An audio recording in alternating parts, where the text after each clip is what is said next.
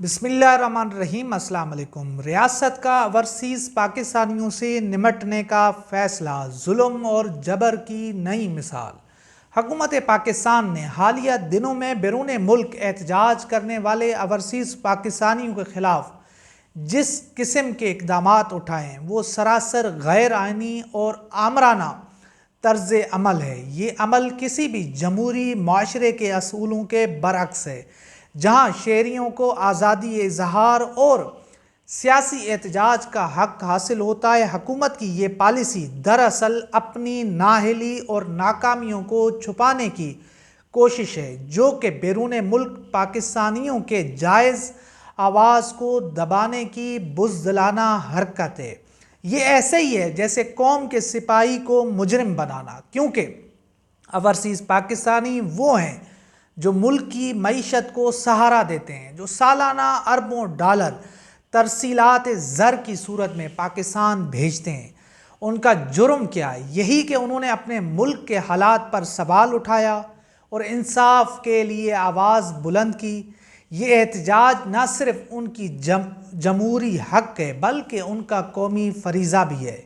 حکومت کی طرف سے ان کے خلاف پاسپورٹ منسوخ کرنا، شناختی کارڈ بند کرنا اور انہیں واپسی پر گرفتاری کی دھمکیاں دینا دراصل ایک واضح پیغام ہے کہ اگر تم حکومت پر تنقید کرو گے تو تمہیں ملک دشمن قرار دے دیا جائے گا۔ اگر تم گنڈے، بدماش، قاضی کے خلاف احتجاج کرو گے تو تمہاری فیملیز کو اٹھایا جائے گا، تمہارے گھر والوں کو اٹھایا جائے گا۔ نواز شریف ملک چور کے خلاف احتجاج کرو گے تو تمہیں عبرت کا نشان بنایا جائے گا۔ جنرل باجوہ ہوں، نواز ہوں یا پھر قاضی فائز عیسیٰ، یہ سب اس ملک کے مجرم ہیں۔ ان کا پیچھا مرتے دم تک نہیں چھوٹنے والا۔ حالت تو یہ ہے کہ حکومت نے مختلف ممالک میں پاکستانی سفارت خانوں کو احتجاج کرنے والوں کے خلاف استعمال کرنا شروع کر دیا۔ یہ سفارت خانے جو دراصل اوورسیز پاکستانیوں کے مسائل حل کرنے اور ان کے حقوق کی حفاظت کے لیے قائم کیے گئے تھے، اب حکومتی اعلی کار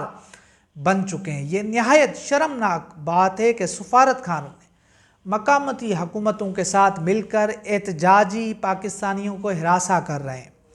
یہ ایک ظالمانہ اور فاشسٹ پالیسی کی عکاسی کرتا ہے جو صرف اور صرف اپنی ناکامیوں کو چھپانے کے لیے اپنایا گیا ہے۔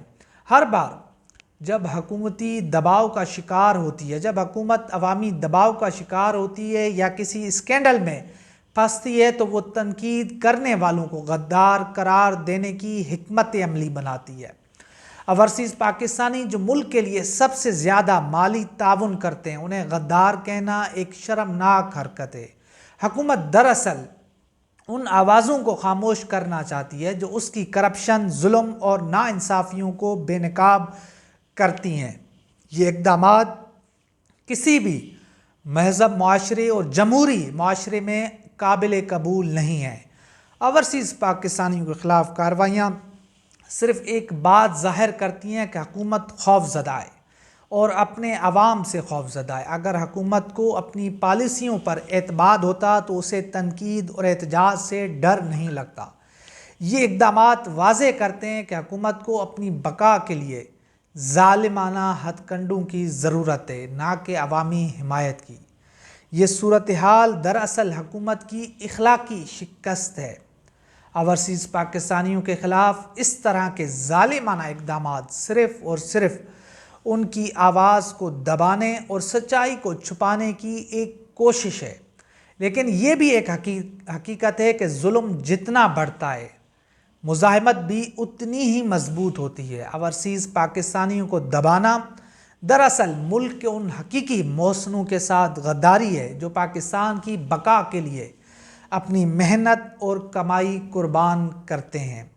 ہم حکومت کو یہ بات بھی سمجھ لینی چاہیے کہ جبر اور خوف کی سیاست زیادہ دیر تک نہیں چل سکتی۔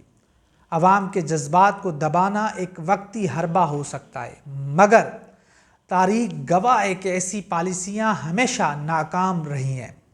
اوورسیز پاکستانی وہ طاقت ہیں جو ملک کو ہر بحران میں سب سے پہلے مدد کے لیے آتے ہیں۔ انہیں دبانے کی کوشش کرنا دراصل خود اپنی بنیاد کو کھوکھلا کرنا ہے، اور کوئی اس میں دوسری رائے نہیں ہے۔ یہ جو فاشسٹ حکومت ہے، فارم 47 کے وجود میں آئی یہ حکومت، جس طرح کی جو ہے اوچھے ہتھ کنڈے استعمال کر کے اوورسیز پاکستانی کو ڈرا دھمکا رہی ہے۔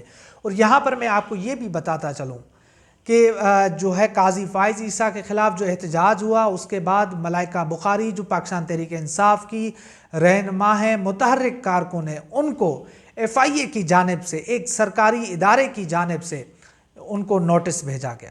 حالانکہ وہ وقوع UK میں ہوا ہے، برطانیہ میں ہوا ہے، مگر FIA یہاں پر جو ہے اس کا نوٹس بھیج رہی ہے، لوگوں کو ڈرا رہی ہے، دھمکا رہی ہے، حکومت اداروں کو استعمال کر رہی ہے، اور اس کے ساتھ ساتھ 23 پاکستانیوں کے خلاف جو ہے باقاعدہ کارروائی شروع کر دی گئی ہے کہ جی ان کا شناختی کارڈ بلاک کیا جائے گا، ان کا پاسپورٹ بلاک کر دیا جائے گا، جس میں متحرک سرگرم پاکستان تحریک انصاف کے کارکنان شامل ہیں، جس میں شایان علی اور باقی لوگ شامل ہیں۔ کل میں نے آپ کے ساتھ ایک ویڈیو کی تھی جس میں نعمان اقبال صاحب، ان کی فیملی کو اٹھایا گیا تھا، ان کے والد کے سامنے ان کے بیٹے کو ننگا کرنے کی دھمکی دی گئی تھی۔ تو یہ تمام تر چیزیں ہیں اس وقت جو حکومت کر رہی ہے، اور ایسے لگ رہا ہے کہ ریاست نے اب فیصلہ کر لیا ہے کہ اب وہ ان لوگوں سے نمٹے گی، اور یا ایک تو یہ پریشر ٹیکٹس بھی ہو سکتا ہے کہ جتنا پریشر ڈالو، جتنی جو ہے جو یہاں پر اوورسیز پاکستانیوں کی فیملی یہاں پر مقیم ہے پاکستان میں، ان کو زد و کوب کرو، ہراساں کرو، تاکہ جو باہر لوگ بیٹھے ہوئے ہیں، جو باہر لوگ احتجاج کرتے ہیں، اپنے حقوق کے لیے آواز اٹھائیں، اس حکومت کی مجرمانہ غلطیوں کے اوپر جو پردہ بے نقاب کرتے ہیں، باہر کی جو انسانی حقوق کی تنظیمیں ہیں، باقی جو لوگ ہیں، ان کو شکایات درج کرتے ہیں، تو ایسے لگ رہا ہے کہ یہ حکومت بڑی ایک جو ہے اپنے ہی پاؤں پر کلاڑی مار رہی ہے، کیونکہ یہ حقیقت ہے کہ یہی اوورسیز پاکستانی ہر مشکل وقت میں پاکستان کی مدد کرتے ہیں، جس طرح وہ اپنے پیسے بھیجتے ہیں، جس طرح ایک آپ سمجھیں کہ اس پاکستان کا جو ایک زر مبادلہ ہے، اس میں ان اوورسیز پاکستانیوں کا بڑا کردار ہے۔ تو حکومت ظاہر سی بات ہے چوری کے ذریعے قائم کی گئی ہے، ایک واردات کے ذریعے یہ جو ہے حکومت کو مسلط کیا گیا ہے، تو وہ تو اپنے اقتدار کو دوام بخشے گی، وہ ان کے جی میں جو آئے گا وہ اقدام کرے گی۔ یہ تمام تر صورتحال میں نے آپ کے سامنے رکھی ہے کہ حکومت آگے کیا کرنے جا رہی ہے۔ حکومت کے جو ارادے ہیں وہ ٹھیک نہیں ہیں اوورسیز پاکستانیوں کے حوالے سے۔ تو یہ ایک پوری صورتحال ہے جو میں نے آپ کے سامنے رکھی ہے، تو انشاءاللہ ملتے ہیں اگلی ویڈیو میں، تب تک کے لیے اللہ حافظ۔